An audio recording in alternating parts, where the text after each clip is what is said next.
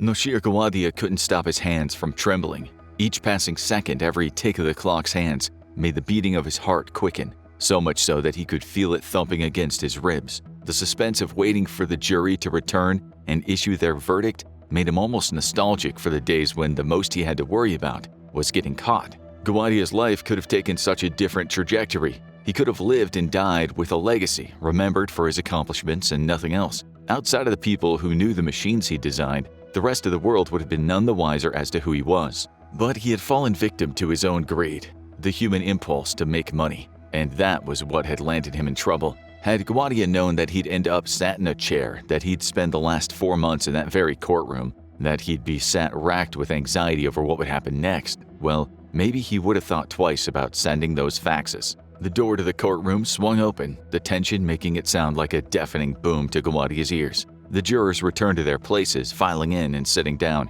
He could feel each of their gazes locked onto him like laser-guided targeting systems. The court was called to rise for the judge, and Gawadia could feel his knees weaken as he stood up, the shuddering concealed by the desk in front of him. He could have sworn he heard one of his lawyers mutter 2 words under his breath, "Good luck." At the behest of the judge, the head juror rose. They had reached a verdict. Every second of silence that passed between the judge's questions and the jury's response felt like it lasted for several agonizing minutes, until one word cut through the terrified fog and rang out like the blast of a bombshell in Gawadia's ears. When asked, the head juror told the judge that they had found the defendant guilty. On the 10th of August 2010, a jury returned their verdict for Noshir Gawadia after a lengthy trial fraught with interruptions, both delays and attempts to stall the inevitable. In reality, there were mountains of evidence stacked against him, with very little chance that he'd manage to get away scot-free. What he'd done was not only a treasonous breach of national defense information, but also could have inadvertently changed the landscape of modern warfare technology across the entire world. So what exactly was it that led to one of the lead designers of the B-2 Spirit stealth bomber landing himself in a Supermax prison with no hope for release until 2032? Well, let's start at the beginning. Noshir Gawadia was born in Mumbai, India. He would legally immigrate to the United States and obtain U.S. citizenship before eventually starting to work at Northrop Grumman Corporation in November 1968. Now, for those of you who are unfamiliar, Northrop is a pretty big deal when it comes to aerospace engineering, both when it comes to commercially flown aircraft as well as those designed and built for military use. And Noshir Gawadia would go on to have a pretty extensive career at the company as a design engineer up until April 1986. During his time at Northrop, Gawadia would play a pivotal role in one of the company's most famous pursuits, the designing and creation of the B-2 Spirit stealth bomber. Even if you've never heard of that particular plane before, we'd wager you've almost certainly seen one, especially given the unique design of the B-2. If you've ever seen movies like 2008's Cloverfield or Toho Pictures' Shin Godzilla from 2016, then you'll know that sometimes movie militaries will send out big bombers to take down threats, whether they're a giant monster rampaging through a major city or an alien invasion descending from above. For moments like this, Hollywood calls on the B-2. The bomber's distinctive shape has made it one of the most instantly recognized military aircraft in the world, as have its various appearances on screen, including cameos in Independence Day, Armageddon, Rampage, and Captain Marvel, as well as the previously mentioned giant monster movies. Even a few video games have featured appearances from the bomber. You'll definitely be familiar with the B-2 if you're a fan of the first-person shooter series Call of Duty Modern Warfare, where the plane appears as the appropriately named stealth bomber Killstreak. As mentioned, what makes the B-2 so instantly recognizable is its unique silhouette. While not the only plane to be designed and built in this configuration, the B-2 is what's known as a flying wing. Where other planes have a fuselage and a tail at the rear, the B-2 and other similar designs are essentially just a single broad but very short wing, which also gives it the added bonus of looking like something you'd expect Batman to fly over the skies of Gotham City. But there's an actual tactical reasoning behind this particular design choice. Around the mid-70s, designers for military aircraft had developed new methods for building their planes in such a way that meant that they could avoid detection from enemy interceptor craft, and in some cases even missiles. When you hear the word stealth, sci-fi might make you think of cloaking devices that reflect light away from a vessel in order to make it invisible to the naked eye. Or perhaps, if you're a little more knowledgeable when it comes to military engineering, the word might bring to mind vehicles that can avoid being picked up by radar. When people say stealth in this context, what they really mean is what's called low observable technology. In other words, exactly what a lot of those earlier stealth planes needed in order to become not invisible but more unnoticeable. The idea was to build an aircraft with an airframe, the mechanical structure of the plane, that could absorb radar signals or deflect them in a different direction so that less of the signal was bounced back toward the radar unit, leading to the craft being detected. If a plane's able to fly without appearing on radar, it can get pretty close to strategic targets while avoiding being shot down, at least by weapons that require radar to guide them to their targets. Of course, this doesn't mean that stealth planes, or other stealth vehicles for that matter, are invisible. Observing them with the human eye is still a surefire way to spot them, as well as other detection methods like infrared scanners or acoustic locators. However, most stealth craft were capable of flying without detection or being tracked, especially at night. But of course, the technology for detecting stealth planes started to improve, so in retaliation, new aircraft would be needed. After all, during the time that the B-2 was about to start being designed and created, the Cold War between the United States and USSR was very much in full swing, and of course the ongoing development of fearsome new weapons by both the Americans and the Soviets brought with it the looming threat of nuclear war. The US had to consider the very real possibility of engaging in a nuclear conflict with their enemies. But if you think dropping a nuclear weapon on someone is something you can do without being detected, then you might have been playing too much Fallout. But what if a stealth bomber could be the one carrying that nuclear payload? It'd certainly make it easier to get close enough to an enemy target without being spotted, then drop a thermonuclear gravity bomb as opposed to launching a big missile. And thanks to that stealth bomber not showing up on radar, the enemy likely wouldn't notice until it was too late. That was what the B-2 Spirit was primarily designed for. Developed during Jimmy Carter's administration, the project to create an Advanced Technology Bomber, or ATB, went underway in the 80s. This was around the time that Noshir Gawadia was working for the Northrop Grumman Corporation. Fun fact on Northrop too, in 1979 they had a classified technology demonstration aircraft called the Tacit Blue being developed at Area 51, of all places. Yes, that Area 51. Some of the stealth plane technology that was developed during this time was partially thanks to the work of Noshir Gawadia, and would also later be incorporated into the designs of other operational aircraft, including the B-2 Spirit. The initial goal in creating a B-2 stealth bomber was to give it the necessary characteristics needed to breach the Soviet Union's air defenses, which by this point had become sophisticated enough to detect and shoot down a number of earlier bombers. So in order to avoid being caught by Soviet radar signals used in detection, the B-2 would actually redirect the incoming radar energy, effectively sending it away from itself and quite literally flying under the radar. How exactly? Well, this came down to its overall design. The B-2 bomber incorporates a lot of large and complex curved shapes over its surface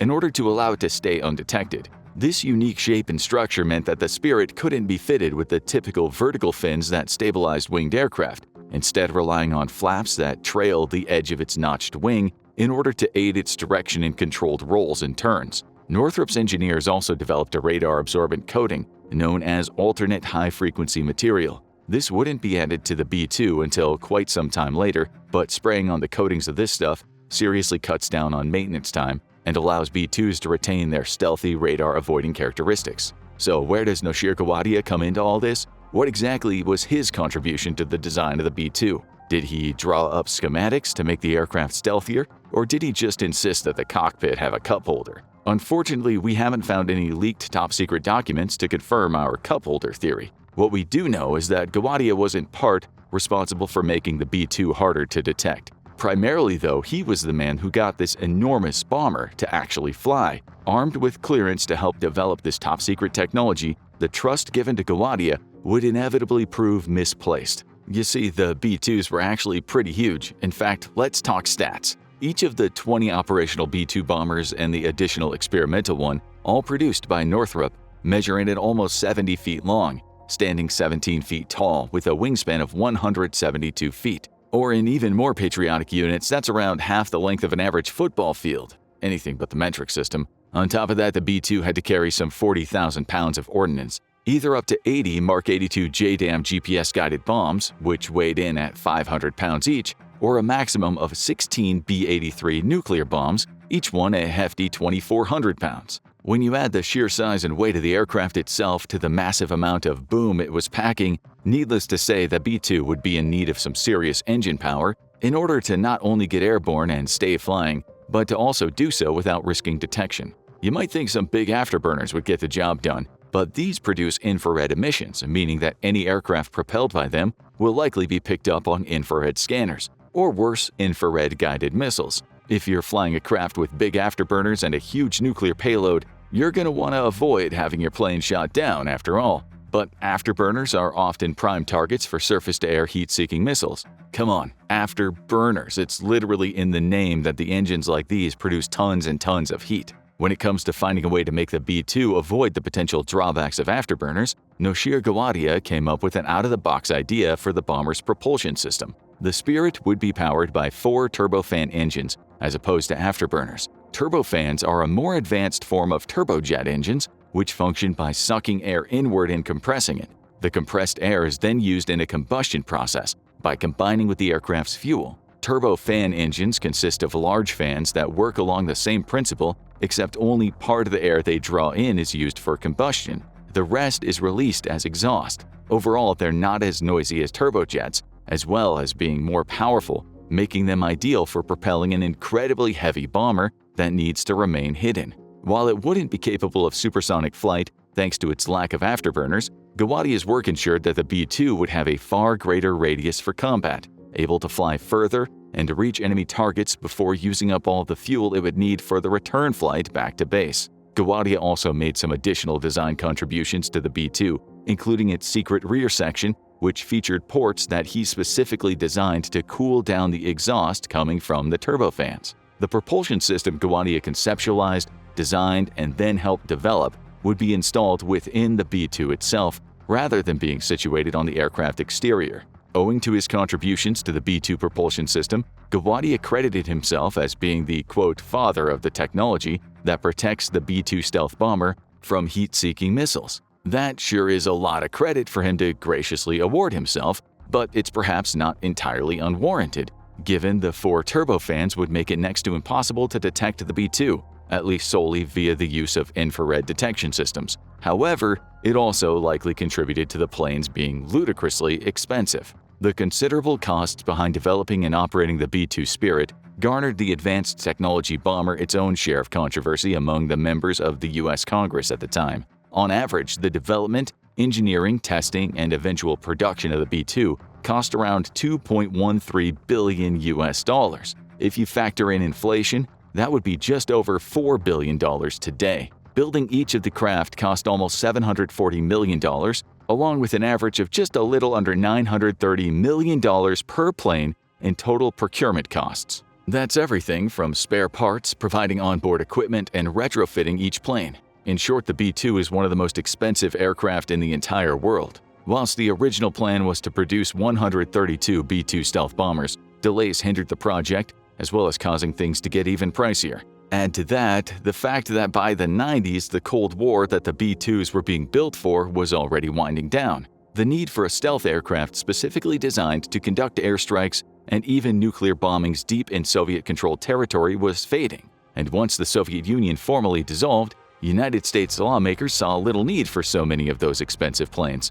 Ultimately, over the late 80s and early 90s, the purchase of B-2s by the United States Air Force from the Northrop Grumman Corporation was shrunk, dropping from the planned 132 to only 21, 1 experimental unit, and 20 operational bombers. Their chief role was also changed. The B-2s would still be capable of nuclear strikes, but would be used for more conventional weapons delivery. Despite no longer being needed for the purpose they'd originally been designed for, the US had a handful of these bombers now. And in true American fashion, having them also meant they flaunted them. After all, the capabilities of the B-2 Spirit bombers certainly weren't anything to be sniffed at. They could perform attack runs from altitudes as high as 50,000 feet. For comparison, commercial airliners tend to only fly an average between 30,000 and 40,000 feet. B-2s can travel more than 6,000 nautical miles at a time, even reaching up to 10,000 if they're refueled mid-flight. That's right, these bad boys can not only carry enough explosives to wipe out a small country, but they can also have their fuel tanks topped up while they're still flying. This allows these bombers to reach practically anywhere in the world within a matter of mere hours. The B-2 Spirit stealth bombers entered into active service the year 1997, around a decade after Northrop Grumman had begun producing the newly designed aircraft. As recently as 2015, the 20 operational B-2s were still in active service within the United States Air Force, with plans to continue operating them until as late as the year 2032, when they're set to be replaced by the more advanced B-21 Raider, also designed and built by our old pals Northrop Grumman. As for the B-2's effectiveness in combat, the stealth bomber would get a chance to show off exactly what it could do not long after being entered into service. From 1989 onwards, the then president of Serbia, Slobodan Milosevic, was enacting a campaign of ethnic cleansing against the Albanians from Kosovo, a small landlocked country in Southeast Europe, right in the center of the Balkans. By the time of 1995, the violence between Serbian forces and Kosovar Albanians had resulted in the loss of 250,000 innocent lives. Warnings from the United Nations Security Council suggested that this was leading to an impending humanitarian crisis. And when a UN team traveled to Kosovo to observe the situation directly, they witnessed Serbian forces attacking unarmed civilians. Peace negotiations were held in 1999 and saw more of their forces, loyal to Slobodan Milosevic, amassing on the border between Serbia and Kosovo. And when the Serbian president ultimately rejected all proposals for a peaceful solution, he sent 40,000 troops to Kosovo, leading to a refugee crisis. In response, the North Atlantic Treaty Organization, better known as NATO, launched what it had called Operation Allied Force. The goal was to force Milosevic to withdraw his troops from Kosovo, but NATO leaders had opposed the use of ground troops to achieve their goal. Instead, this was all about air superiority. 6 B-2 stealth bombers were among the massive number of planes that were ordered to launch attacks against various targets. The three-phase plan of Operation Allied Force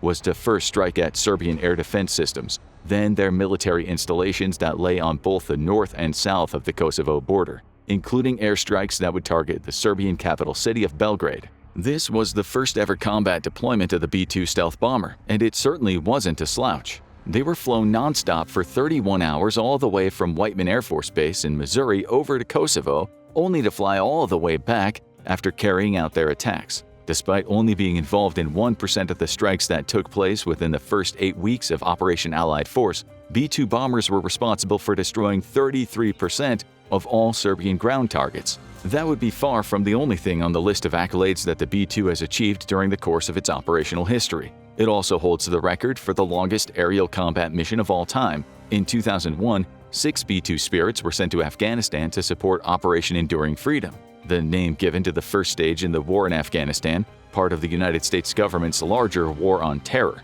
B-2 stealth bombers were among the first American aircraft to enter Afghanistan airspace, breaking a world record in the process. Once again setting off from Whiteman Air Force Base, the bombers flew for 44 hours, making it all the way to Afghanistan with only a 45-minute pit stop in between, during which the planes were serviced and the active crews were switched out. Apparently, the entire time this was happening, their engines didn't even stop running. Once they had successfully carried out their airstrikes on the targets in Afghanistan, the B-2s would once again make the round trip all the way back to Missouri, taking 30 hours. This meant that the entire mission lasted for almost 70 consecutive hours, with the Spirit staying airborne for almost the entire time. The B-2's record, while impressive, has hardly been a perfect one. In 2008, one of the Spirit bombers, referred to as the Spirit of Kansas, crashed on a runway only a few moments after taking off from Andersen Air Force Base in Guam. This was the first operational loss of a B-2 bomber, but as of 2024, it remains the only time that one has ever been lost. Still, that's not so bad, right? One crash since the 90s. Wait, that one crash cost how much? Estimated to have run up a bill of almost $1.5 billion US, the Andersen-based B-2 accident is considered the most expensive aircraft crash in history. As for the cause of the incident, the plane was wet. No, seriously, an investigation launched into the crash determined that heavy rains had led to moisture making its way into the plane's air data sensors. These provide the pilot and the crew with crucial info while they're in the air, including helping them calculate airspeed and altitude. Condensation within the plane's instruments meant that the onboard computers miscalculated the correct airspeed and the angle of attack, causing the flight control system to essentially switch to a different setting the moment the wheels left the runway. The result? One big crash and a lot of mess to clean up. Luckily, though, there were no fatalities. Only 2 crew members were aboard the Spirit of Kansas B-2 when it crashed, and while they were injured, they managed to survive far more intact than the bomber itself. Of course, the examination into the cause of an accidental crash isn't the only investigation that would occur linked to the B-2 bomber. More specifically, into the activities of one of its core designers, Noshir Gawadia. While his work for the Northrop Grumman Corporation had quite literally put the B-2 in the air and kept it from drawing the attention of heat-seeking missiles, by the time the plans were complete, Gawadia had already departed from the company. After spending 20 years working for one of the United States' top defense contractors, Gawadia left in the late 80s. He would set up his own consultancy company, NS Gawadia Incorporated, in 1999, but for the most part he was free to relax in his multi-million-dollar house in Hawaii,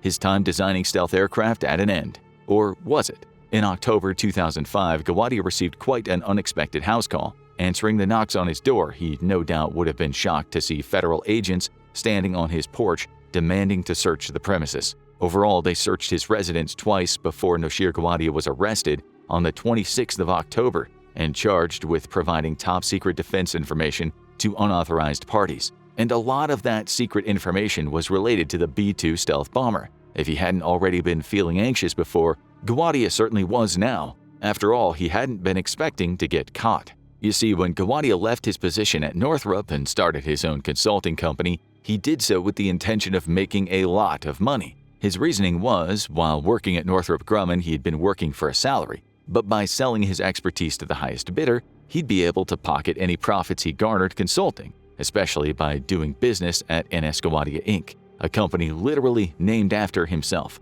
and one that he could use to market himself as the father of the technology that protects the B-2 stealth bomber from heat-seeking missiles. Remember that one? Oh, it wasn't just Gawadia patting himself on the back, that was how he marketed himself. Working as a consultant, he began teaching classes and providing what he referred to as research and development, engineering services, technical consulting, and any business related thereto. What that actually meant was he was traveling abroad to share the secret information he picked up from his time at Northrop Grumman and, in return, receiving a nice chunk of change. Although not quite enough. His company only brought in gross receipts of around $750,000. Oh, to be able to call a sum like that not enough. But in actuality, it wasn't. Remember that multi-million-dollar mansion in Hawaii that Gawadia lived at? Well, during the early years of his consultancy company, he was trying to buy the land on the island of Maui needed to build the almost 7,000 square foot house. A house later valued at just over $1.6 million US dollars. Add a mortgage on top, and the luxury home was starting to look pretty pricey. Then in 2002, Gawadia sent a fax. Remember those? To representatives of at least 3 foreign governments. The fax in question contained a top-secret United States Air Force document detailing the technology that he'd developed for the B-2 bomber. Specifically, it disclosed how the Spirit was able to prevent detection by infrared. But those weren't the only secrets he decided to spill. There were plenty more, some that had a direct impact on the military technology of other countries. Between the years of 2003 and 2005, Noshir Gawadia would make a number of trips to Chengdu in China, 6 in total. Why there? Well, how about 2 reasons? For one, Chengdu was home to the Chengdu Aircraft Industry Group, as well as being the location of the company that developed China's very own stealth plane, the Chengdu J-20 stealth fighter. It's widely believed that during his time in China, Gawadia used his expertise as well as top-secret information to directly contribute to the design and development of a Chinese cruise missile. He was thought to have provided details that would have even made the weapons more effective against the other American air-to-air missiles. Gawadia even went as far as to try to cover his tracks by asking border agents not to put immigration stamps in his passport when he visited China. During this same time frame, he's also thought to have sold classified stealth technology information to the government of Switzerland and to various businesses based in Israel and Germany. Gawadia also provided even more classified information that he'd had access to while he was working for Northrop to individuals attending a course he was teaching. The course focused on low observable technology, and remember, that's military engineering lingo for stealth. All that's known about the people present is that they were from another unspecified country. This country and the identity of the individuals that attended Gawadia's course have never been publicly revealed. Also, back in 2002, Gawadia sent another fax. He should have really stopped using that fax machine of his, containing a proposal for another unspecified foreign country. This contained plans for infrared suppression technology to be installed in military aircraft, similar to the stealth technology Gawadia had helped develop for the B-2 bomber. This fax was also said to have included a classified document that specifically mentioned some of the United States' own defense systems. Upon his arrest, Noshir Gawadia was charged with a single count of willfully communicating national defense information to a party that wasn't permitted to receive it. Under federal law, that's considered an act of espionage. More than just being illegal, it's treasonous. When his Hawaii mansion was searched, federal officers uncovered numerous classified documents, illegal keepsakes from Gawadia's days working for the Northrop Grumman Corporation. When put on the spot, Gawadia admitted to his crimes, confessing that he had knowingly shared classified information, not only verbally and by sharing documents, but also through presentations at the courses he'd taught, as well as sending secret information in letters and through any other methods you might imagine. Arguably even worse was his reasoning. It was also he could establish a sense of credibility with the potential customers of his consultancy company, so he could secure future business and as a result net himself more money. On top of the dissemination of classified defense information, Gawadia was also slapped with charges relating to his assistance in designing stealth technology for those Chinese cruise missiles, as well as money laundering and tax evasion also added on to the pile. Much like the development of the B-2 that had granted him access to the secrets he stole and sold, Gawadia's trial was subject to numerous delays. While it was initially scheduled for July of 2007, it had to be postponed until February the following year. Initially, this was so that Gawadia's legal counsel could be subjected to a rigorous background check. Given the highly sensitive nature of the classified secrets he'd been sharing, in order for them to be submitted as evidence, the Department of Justice had to scrupulously investigate everyone who'd be partaking in the trial. Then the trial was delayed even further, in large part thanks to Gawadia proving uncooperative when it came to actually working with his lawyers, causing assessments to be made into his mental well-being and fitness to stand trial. In 2009, his defense tried to argue that Gawadia suffered from narcissistic personality disorder. However, this was dismissed by U.S. Magistrate Judge Kevin S.C. Chang, who said that Gawadia's unwillingness to work with his defense lawyers didn't mean he was incapable of doing so. If anything, Gawadia was just trying to delay the inevitable. The trial took place eventually in 2010, with opening statements given on the 12th of April, followed by nearly 4 whole months of testimony, concluding on the 29th of July. Then the jury spent 5 days deliberating before eventually reaching a guilty verdict on the 10th of August that year. In January 2011, Gawadia received his sentence. While he could have landed in prison for the rest of his life, he instead faced 32 years behind bars. Noshir Gawadia is scheduled for release in February 2032. In an ironic twist of fate, that also happens to be the exact same year that the B-2 stealth bomber is set to be replaced and retired from active service. The plane that he helped get in the air will be flying no more by the time Gawadia is released. But the story doesn't quite end there. Thanks to the secret information that Gawadia sold to foreign governments and his involvement with China, it's long been suspected that he either directly contributed to, or at least indirectly helped start, the development of 3 other stealth plane projects that are currently being worked on by the Chinese military. The first of these is a heavily modified variant of the J-11B, an advanced twin-engine multi-purpose fighter jet built by the Shenyang Aircraft Corporation. This newer, modified stealth version, the Shenyang J-16 Silent Flanker, not only features stealth capabilities like those Gawadia helped develop for the B-2, but also comes equipped with internal weapons bays, engine intakes that are optimized for undetected flight, as well as canted vertical fins. Then there's the mighty Dragon, and no, not those ones from legends or folklore. The Chengdu J-20, as mentioned earlier, happened to emerge from the same city Gawadia was reported to have made several trips to. Developed by the Chengdu Aerospace Corporation, the J-20 is intended for use by the People's Liberation Army Air Force. It's capable of carrying out precision strikes using long-range air-to-air missiles. The J-20 lacks any kind of internal autocannons or rotary cannons, but this is because it was designed to be an air superiority fighter, making precise, devastating attacks without getting into short-range dogfights with other aircraft. When the Chengdu J-20 entered active service in March 2017, it made China the second country in the world, and the first in all of Asia, to have a stealth aircraft in operation. As for bombers, China was developing the Xi'an H-8, a prototype stealth bomber said to house between 4 and 6 large engines under its wings. The H-8 would have served as a tactical, stealth, and heavy bomber, all rolled into one aircraft. However, this project was said to have been abandoned back in the 70s. So far, there seems to have been no attempt by China to replicate the stealth technology of the B-2 that Gawadia was responsible for developing and selling to fuel his own greed. For now, at least.